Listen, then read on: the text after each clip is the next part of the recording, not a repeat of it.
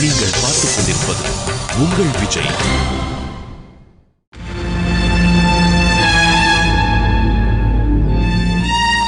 சொல்லு ஷாலினி, உனக்கு இந்த கல்யாணத்துல விருப்பம் இருக்கா? எனக்கு இதுல கொஞ்சம் கூட விருப்பம் இல்லைன்னு. அருண் என் கூட பிறந்த சகோதரன் மாதிரி தான் என்னால நினைக்க முடியுது. ஆனா அம்மா தான் ஏதேதோ சொல்லி. என்ன ஷாலினி இது? உன் மனசுல இருக்கிறத அவங்க கிட்ட சொல்லிருக்க வேண்டியது தானே? சொல்லிட்டேன்னு. நீங்க என் பக்கத்துல இருக்கும்போது என் அம்மா மாதிரி தோணுதுன்னு நான் சொல்லிட்டேன். ஆனா அவங்களுக்கு அது புரியல. அவங்க ஏற்கனவே மறுஜென்மம் எடுத்திருக்காங்க. ஆபரேஷன் பண்ண உடம்பு. இதுக்கு மேல எந்த டென்ஷனும் கொடுக்க வேண்டாம் தான் நான் சைலண்டா இருந்துட்டேன்.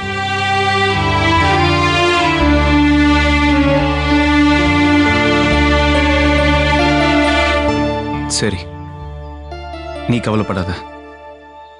இந்த விஷயத்த நான் உங்ககிட்ட சொல்லிக்கிறேன். ஐயோ அண்ணே, அம்மா கிட்ட போய் ஏதோ சொல்ல வேணாண்ணே. ஷாலினி, நான் பார்த்துப்பேன்.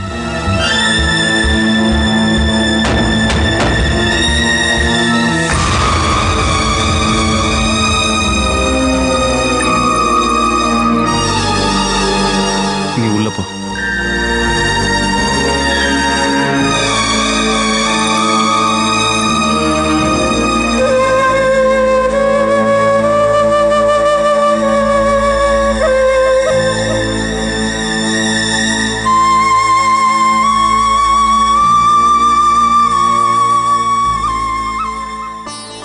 நான் சொன்னதுதான், இந்த கல்யாணத்துக்கு அவசரப்பட வேண்டாம், தள்ளி வச்சிடலாம். என்ன மாப்பிள்ள சொல்றீங்க? கல்யாண வேலையெல்லாம் முடிஞ்சிருச்சு. அதனால என்னங்க? எவ்வளவோ கல்யாண நாள் அன்னைக்கே நின்று போயிருக்கு. அப்படி இருக்கும்போது மகேஷ் ப்ளீஸ். இத பாருங்க, கர்னலுக்கு பிடிக்காத இந்த கல்யாணம் கண்டிப்பா நடக்க வேண்டாம். அது மட்டும் இல்ல, கர்னலுக்கு இந்த கல்யாணத்துல விருப்பம் இல்லைன்னு என் தங்கச்சிக்கிட்ட நான் சொன்னேன். அவளுக்கும் இந்த கல்யாணத்துல விருப்பம் இல்லைன்னு சொல்லிட்டா. மகேஷ் இத பாருங்க, ஷாலினியோட விருப்பத்தை விடுங்க. அவகிட்ட நான் சொல்லி சம்மதிக்க வைக்கிறேன். அதான், நீங்க சொல்லி உங்களுக்காக வேணா அவ சம்மதிப்பாள தவிர அவளோட விருப்பம் இந்த கல்யாணம் நடக்கணுங்கிறது இல்ல. சரி விடுங்க, உங்க விருப்பத்தையாவது சொல்லுங்க.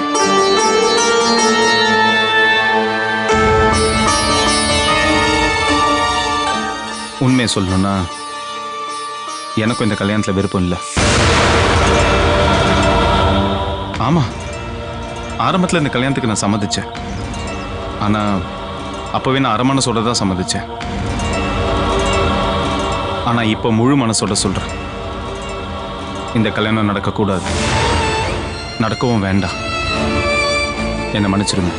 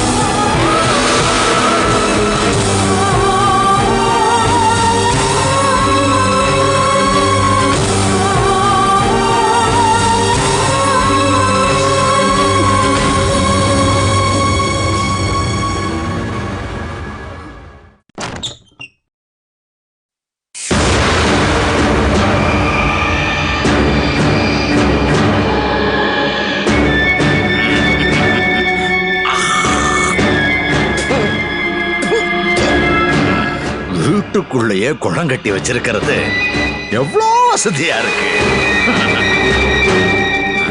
சாந்தாமா, ஓய் சாந்தாமா, சாந்தமோ, வீட்டுல இல்லாம எங்க போனாங்க? செத்து தொலைஞ்சிட்டாங்களா? சாந்தம்மா,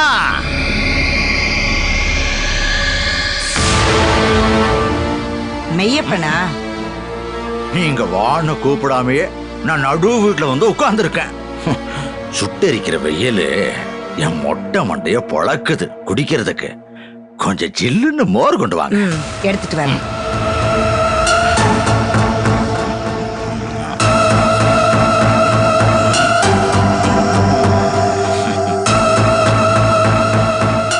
குளம் ரொம்ப சின்னதா போச்சு. ஆனா நிறைய மீன் வளர்க்கலாம், நல்லா சம்பாதிக்கலாம்.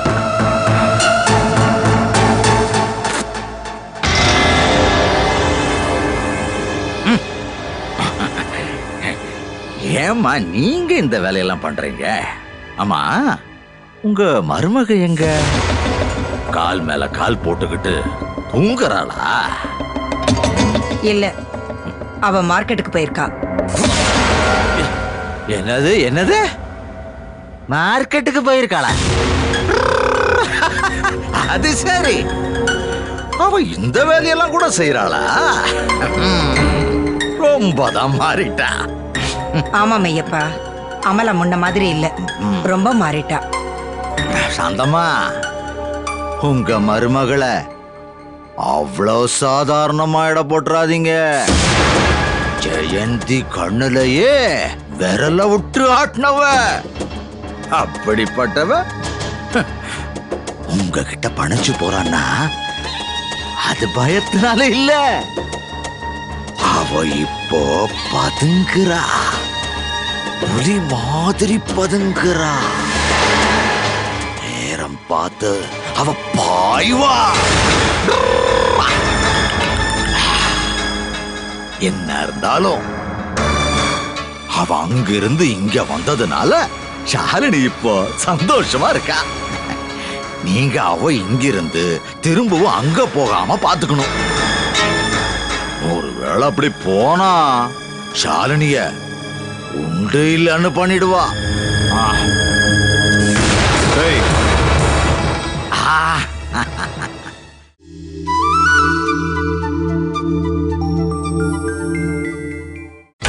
நீங்கள் பார்த்துக் கொண்டிருப்பது உங்கள் விஜய். வாங்க தம்பி.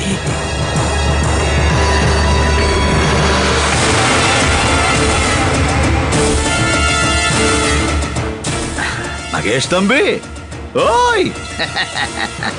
என்ன தம்பி, என்ன பார்த்த உடனே ஏதோ யோசிச்சுக்கிட்டே நிக்கிறீங்க? சந்தாமா, உங்க பையன் வெளியில போயிட்டு வந்திருக்காருல்ல, எனக்கு கொடுத்த மாதிரியே ஜில்லுன்னு ஒரு மோர் கொண்டு வாங்க. தம்பி, உங்க பேங்க்ல எல்லாருக்கும் லோன் கொடுக்கறாங்கல்ல, எனக்கும் ஒரு லோன் போட்டு கொடுங்களேன். ஒரு ஏசி கார் வாங்கணும். வெயில தாங்க முடியல தம்பி. எல்லா இடத்துக்கும் நான் தானே போகணும். எதுக்காக இப்படி தெருவில் போறதெல்லாம் வீட்டுக்குள்ள கொண்டு வந்து விட்டுருக்கீங்க? என்ன தம்பி இது இப்படி சொல்லிட்டீங்க? ரொம்ப சூடா இருக்கீங்களா? உன்ன மாதிரி ஈவியா இருக்க இல்லாதவனை என் வாழ்க்கையில என்ன பார்த்தது கிடையாது. தம்பி, என்ன பார்த்து இப்படி சொல்லிட்டீங்க? ஈவு இறக்கம் இல்லாதவனா? என்கிட்ட எல்லாம் இருக்கு தம்பி. நான் ஒரு கர்ணன்.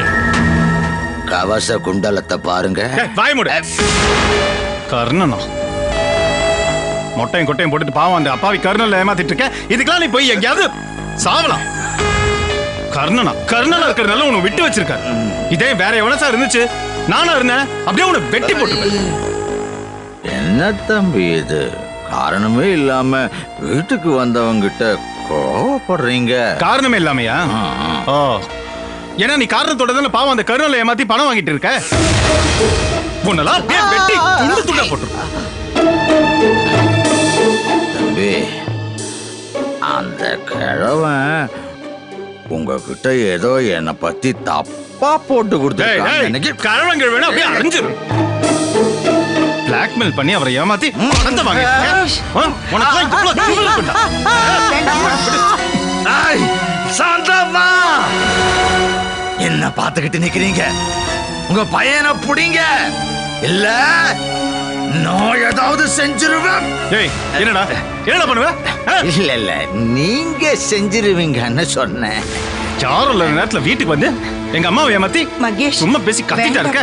பாவம் அந்த கர்னல் அப்பாவி ஆனந்தால ஏமாத்தி பணமா வாங்கிட்டு இருக்க நீ. வேண்டாம் தம்பி, வேண்டாம். நீ முதல்ல வெளில போ. போடா வெளில. போயிடுறேன். எனக்கு இந்த அடி உதையெல்லாம் வேண்டாம். டேய் வழி இந்த பக்கம். அந்த பக்கமா? சரி, நான் இந்த பக்கம் நினைச்சு. ச்சே, என்ன மகேஷ் இது? உன்னை விட வயசுல மூத்தவரு இப்படியா நடந்துக்கிறீங்க? நீங்க பேசாம இருக்குமா? உங்களுக்கு எதுவுமே தெரியாது. மறுபடியும் அவன் அந்த வீட்டு பக்கம் வந்தான், வீட்டுக்குள்ள சேர்க்காதீங்க, அவ்வளவுதான்.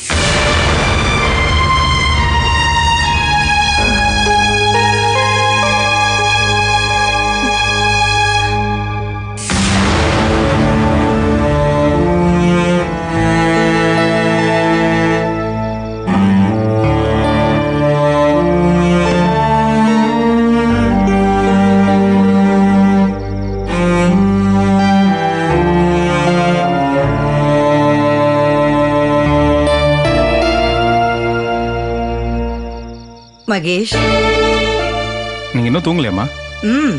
அதே தான் நானும் உங்ககிட்ட கேக்குறேன். ஏன் இப்ப அப்படி தனியா நின்னுட்டு இருக்க? அதெல்லாம் ஒண்ணும் இல்லம்மா, சும்மாதான். இல்ல, என்னமோ இருக்கு. என்ன விஷயம்னு சொல்லு. வேற என்ன, எல்லாம் நம்ம ஷாலினியோட கல்யாண விஷயம்தான். இன்னும் உன் குழப்பம் தீரலையா? இல்லம்மா, இப்போ என் குழப்பெல்லாம் தீர்ந்துருச்சு. ரொம்ப தெளிவா இருக்கேன்.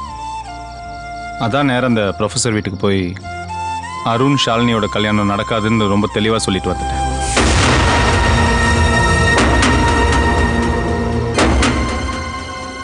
என்ன மகேஷ் சொல்ற? என்கிட்ட கூட நீ சொல்லாம ஏன் திடீர்னு இப்படி ஒரு முடிவெடுத்த? சம்மந்தியம்மா தப்பா எடுத்துக்க மாட்டாங்களா? அவங்க தப்பா எடுத்துக்கிறாங்களா இல்லையாங்கிறது இப்போ முக்கியம் இல்லம்மா.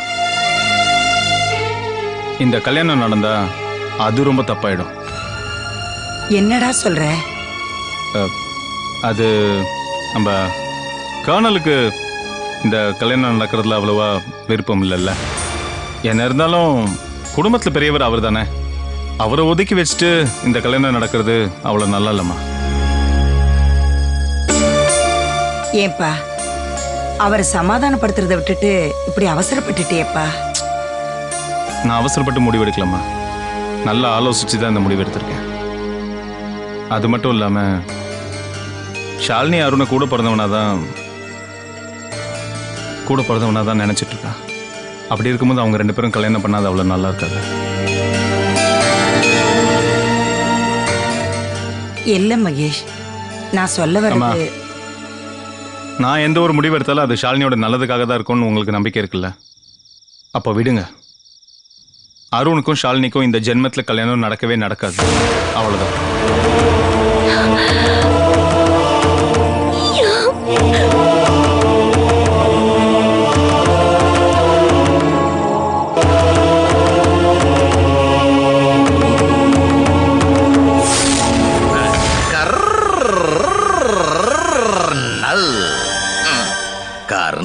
கர்னல் பேரு தான் பெரிய கர்னல். சொன்ன நேரத்துக்கு வரணும்னு கொஞ்சம் கூட அக்கறையே இல்லை. வந்துட்டாரு. வந்துட்டீங்களா சாமி?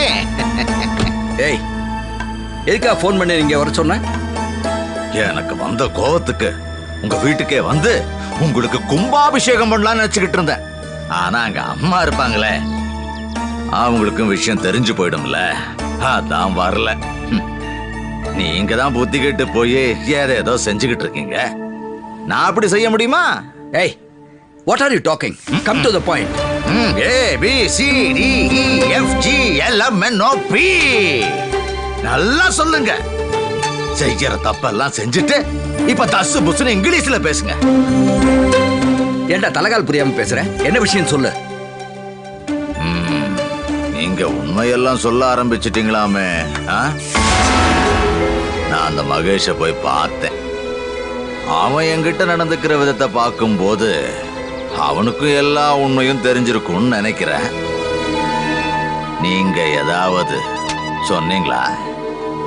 ஆமாண்டா, நான் தான் சொன்னேன். என் மனசுல எவ்வளவு நாளா பூட்டி வச்சிட்டு இருந்தேன், அதையெல்லாம் மகேஷ்ட சொல்லணும்னு தோணிச்சு, சொல்லிட்டேன். சாமி, உங்க தலையில முடிதான் இருக்கு, மூளையே இல்ல. டேய், மொட்டை மண்டையில போட்டேன்னா என்னடா பேசுற? அமைதி. இங்க கர்னல் கர்னல்.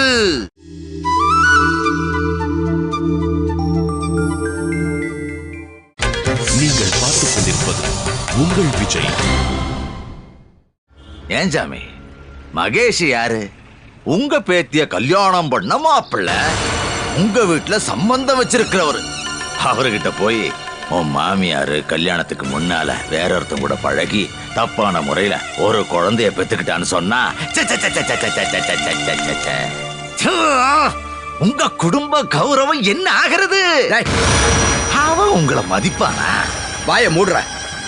மகேஷ் ஒண்ணும் மத்தவங்க மாதிரி இல்ல. அவன் விஷயத்தை கரெக்டா புரிஞ்சுப்பான். அதனாலதான் அவங்கிட்ட சொன்னேன். சொல்லுங்க. அவங்கிட்ட மட்டும் இல்ல, ஊர் முழுக்க மேடை போட்டு சொல்லுங்க.